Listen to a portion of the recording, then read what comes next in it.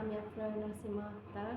So আজকে আমার দুপুরকের খাবারগুলো আমি শেয়ার করবো যে আমি কিতা দিয়ে খাইলাম।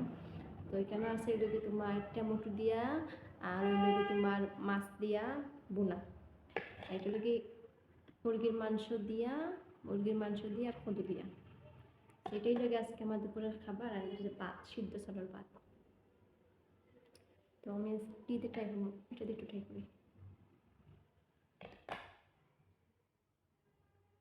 বিসমিল্লাহির রহমানির রহিম। অসাধারণ, বাট একটু লবণ বেশি হয়ে গেছে।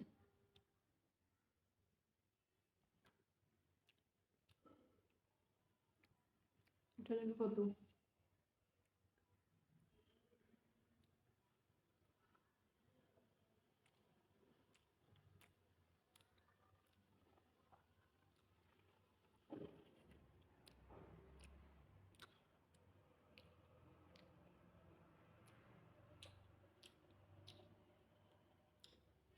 অনেক মজা গাইস। সো একটু পানি ঢেলে